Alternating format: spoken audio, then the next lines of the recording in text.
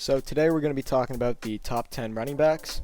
What I realized with my quarterbacks one is that I'm stupid, and I started with 1 and made my way to 10. This time we're going to start with honorable mentions and then 10 through 6 in the same video, but the honorable mentions will be like 30 seconds.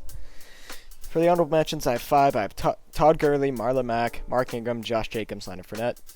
You know, they're all good except Todd Gurley's injury prone now because of the arthritis. He's still not bad though. The rest of them, they're all good. You know, Marlon Mack has one of the best O-lines in the league, if not the best. Josh Jacobs is an sensational rookie. Mark Ingram's always been good throughout his career. Well, at least the last couple years with the Saints. And then Leonard Fournette, also injury prone, but not to the extent of Todd Gurley now. But he's still good. And at number 10, we have Joe Mixon. Now, I guess you could be like, oh, you could put Leonard Fournette and Josh Jacobs over him, but Joe Mixon has never really had a good team around him, and the past years he's rushed for 1,100 yards. So, I mean, in reality, he's just a good back with a bad team.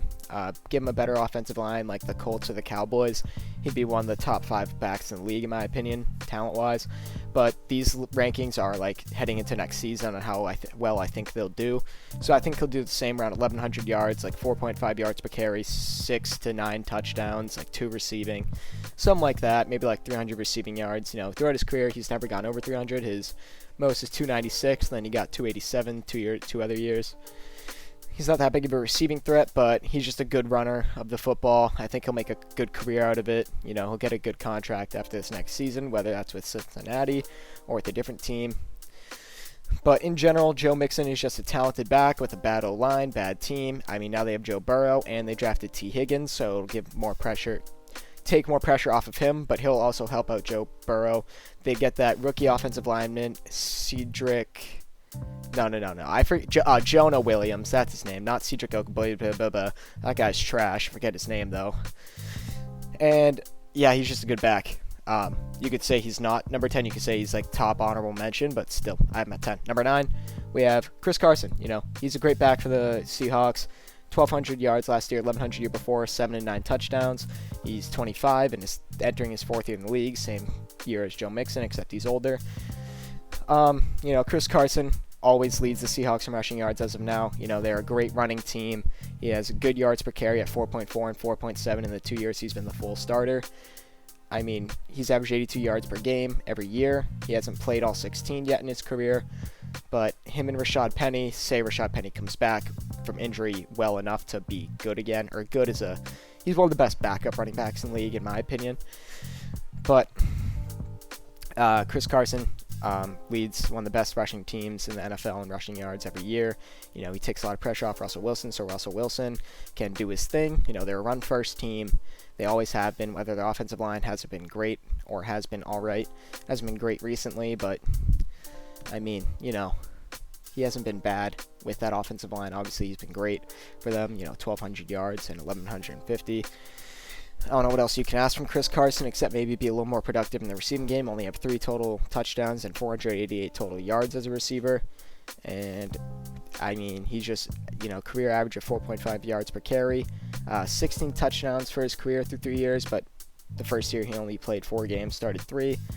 And then he played 14 and 15, so like I said, he's never played the full 16. So, I mean, give him a little more time, and he'll start producing more touchdowns, I feel like. But, you know, in general, Chris Carson's a great back. He's fun to watch. He's elusive. He's powerful, like a power runner, I mean.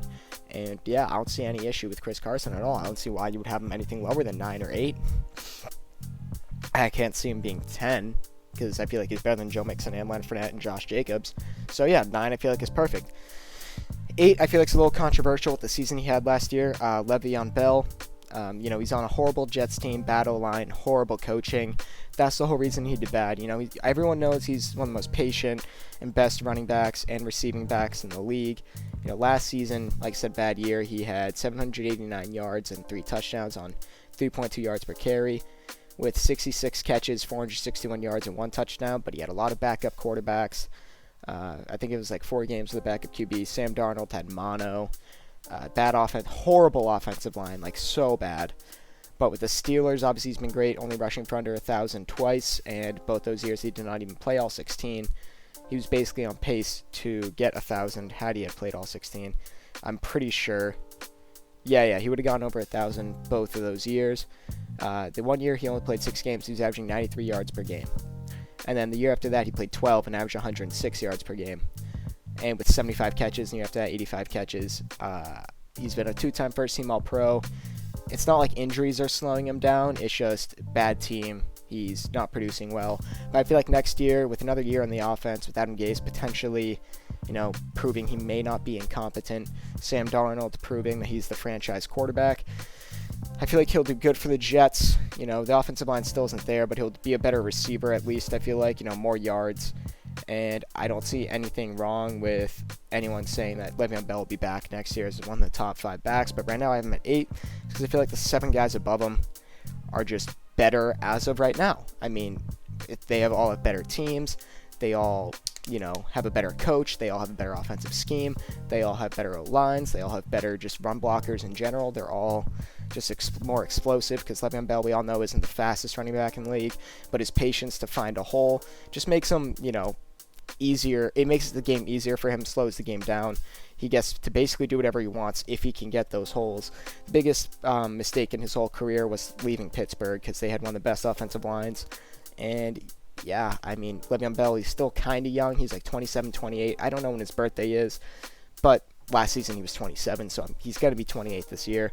Just don't know when his birthday is, nor do I care enough to look it up, but he'll be 28 next season.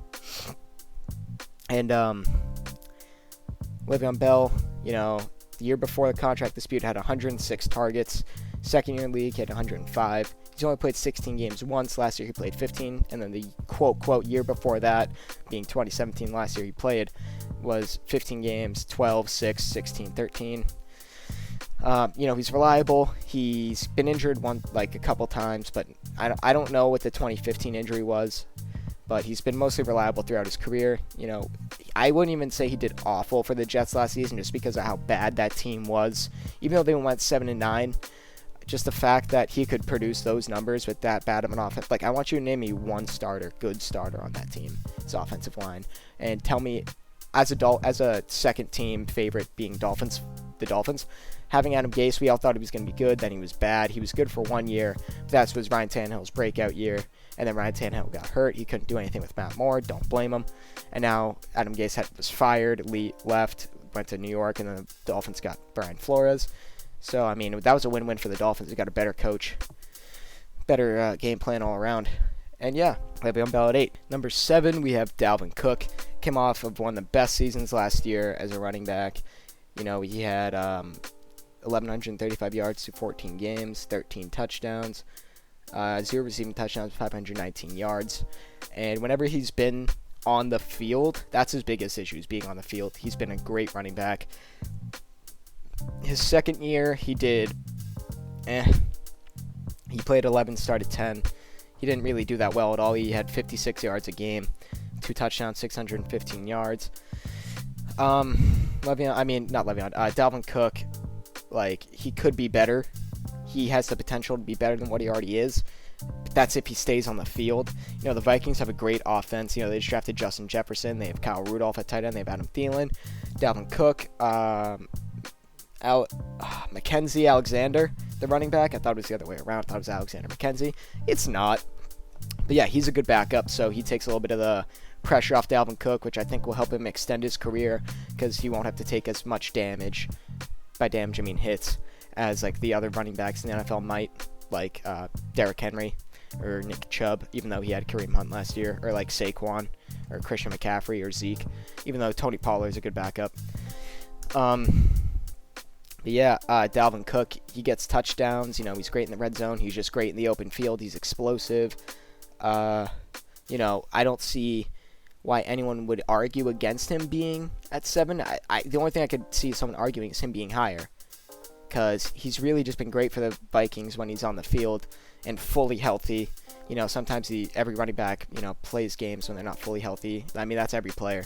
The game they come back from injury usually isn't the game that they're at 100%, unless the team holds them out for a while. Dalvin Cook's just explosive. He's fun to watch. Great fantasy season last year. Maybe I'll do a fantasy rankings at some point, not just one position, just kind of like a mock draft. But if you guys want that, let me know down below. But Dalvin Cook It's just really one of the best running backs in the league. I can only see someone arguing for him to be higher than number 6 and maybe even number 5. But if you say he's lower, I just think you don't know enough about the NFL just because of how good he was last season, how he was basically on pace at the beginning of the year through like the first, I think it was like 7 games, to being like the best running back in the league for that season. But then Derrick Henry and Christian McCaffrey came and, you know, kind of took that title.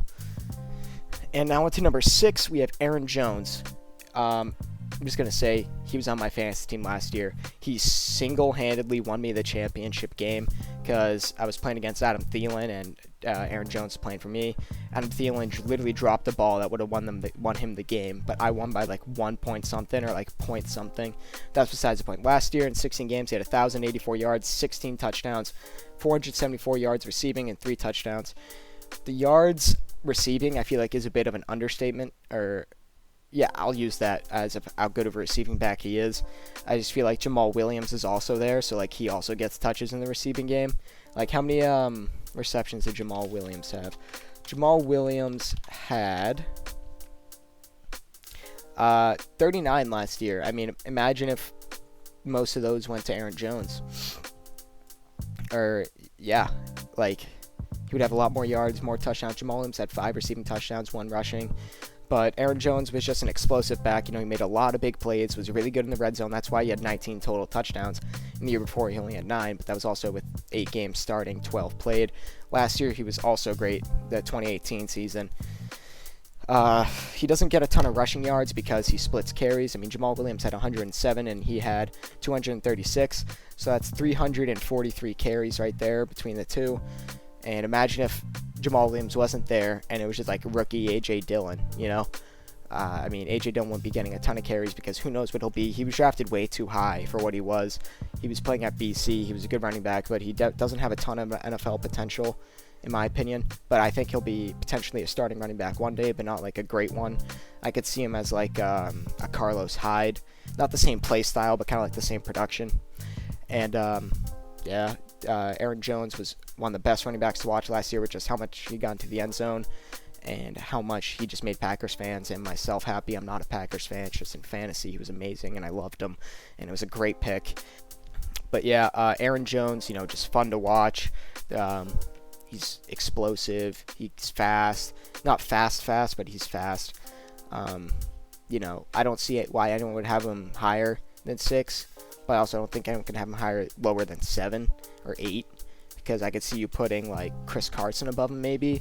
But I feel like Aaron Jones, just the way he gets in the end zone and only had like how many less yards? Like 140. I mean, that's kind of a lot. It was 136 yards less, but the 9 more touchdowns is kind of a lot. I think that's more important than 140 yards. But, I mean, I guess the one criticism against him is the amount of yards that he gets, because he didn't get a ton, you know, 1,084 isn't a lot, but it's definitely not a little. I mean, the Packers are a pass-first team. They always have been. But we'll just have to see how he does next year. I think, as I said, he'll be the 6th best running back next year. Now, that doesn't mean statistically. That just means statistically is a part of it, but it means, like, helping the team win, you know. Like who just looks the best on the field and who like just is the better, more talented running back heading into next season. So yeah, that's my list. You know, we had the honorable mentions. We had Joe Mixon 10, Chris Carson 9, LeVeon Bell 8, Dalvin Cook 7, and Aaron Jones 6. If you guys want to see more of this, let me know. I'll be posting part 2 as my next video, probably on Thursday. And thank you guys for watching. Have a great day.